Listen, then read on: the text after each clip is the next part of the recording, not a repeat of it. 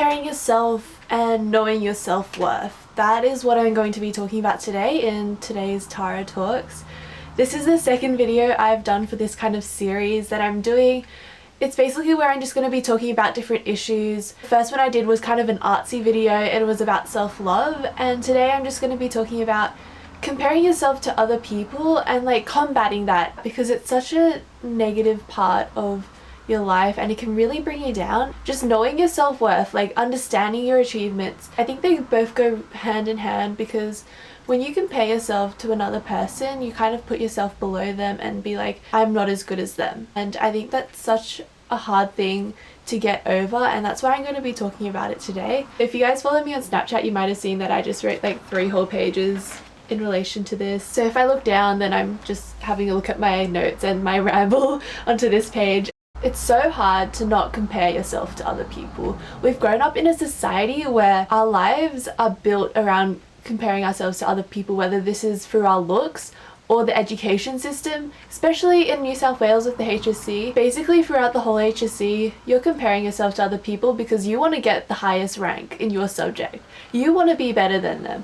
And when someone else does better than you, then you're brought down because you're like, I'm not as good as them because they got a higher mark than me. And like, I think we need to accept the fact that there will always be someone that looks better than you, that is smarter than you, that achieves more than you. And that's what we need to overcome. We need to like understand that, but then we need to look at ourselves as a person and see what's unique about ourselves, and then use that as a tool to jump over our comparisons. Personally, I think I struggled the most through school, where I was comparing myself to other people's intelligence. I always tried so hard in school and I never achieved like really high marks or anything, but like I always tried so hard. And then I'd have my friends who would do hardly any work, they wouldn't pay attention in class, and they would get top marks, they'd come first in the subject. I struggled so much with that, and I feel like now that I've entered uni, it's not as bad because everyone's just playing their own game. I think that's what's so much better about uni, is that we're not judging ourselves based on other people's marks, unless you're a really high achiever and you want to get like high distinctions and stuff. I compare myself to other people every single day,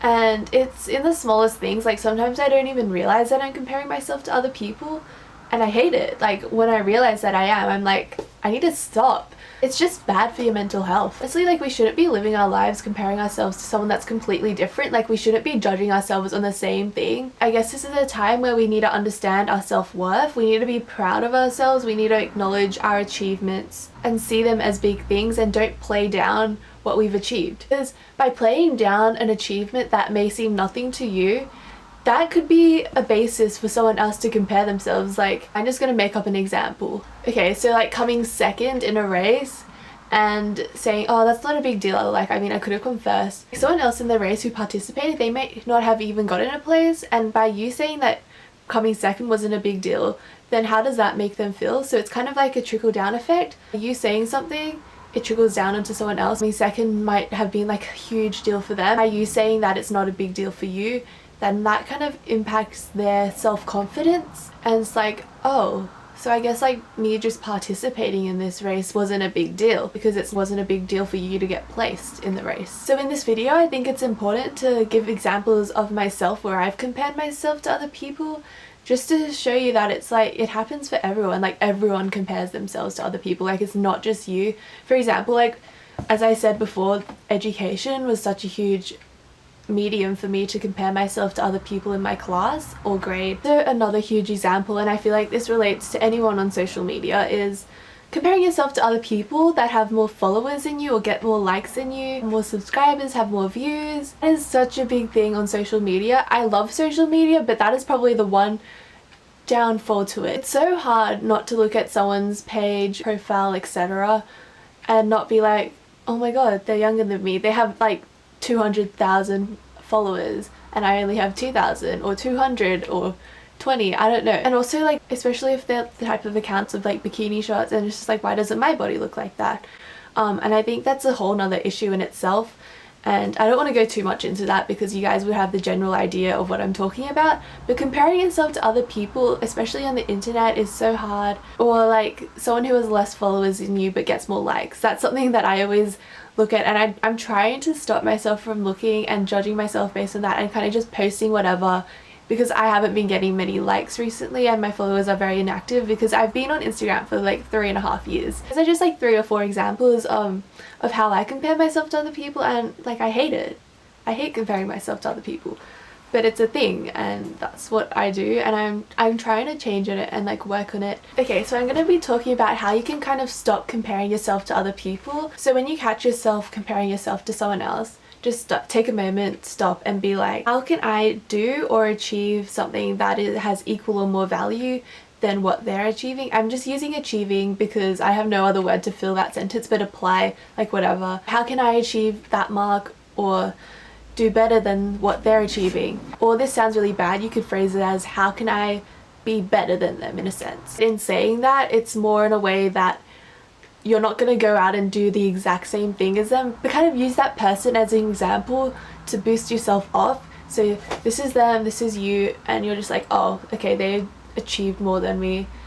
I want to get up here or here. So you're going to go like this, bounce off them and kind of create your own achievement. Because if you're comparing yourself to someone, then it's most likely that you really want to do what they're doing or look like them or be like them because you admire that person. What we want to do is kind of use that person as an example to bounce off to create your own person, create your own achievement. I'm just going to give an example because I feel like me talking about comparing yourself is hard to talk about in general. Like you kind of need examples to work with to explain it. For example, your friend is really beautiful and you have really low self-confidence because you're like, oh, I'm not as beautiful. And the solution, you can't just easily change how you look. So what you need to do is you have to find something that you like about yourself. You have to look in the mirror, because I'm talking about on the basis of looks, or it could be personality. Find something that you like about yourself. This relates to my self-love video, so you can watch that as well after you finish watching this. To find something that you just really like about yourself.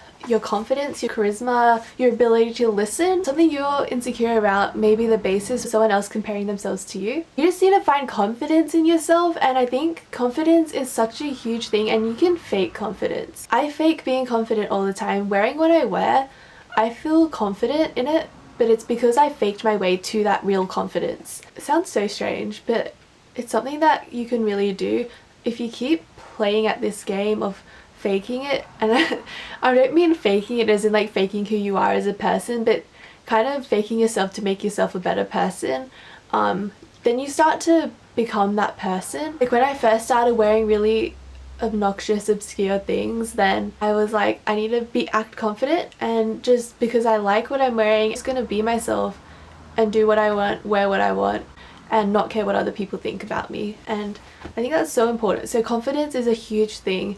When you want to overcome comparing yourself to another person, you need to be confident in yourself. Overall, my underlying message is basically just you do you.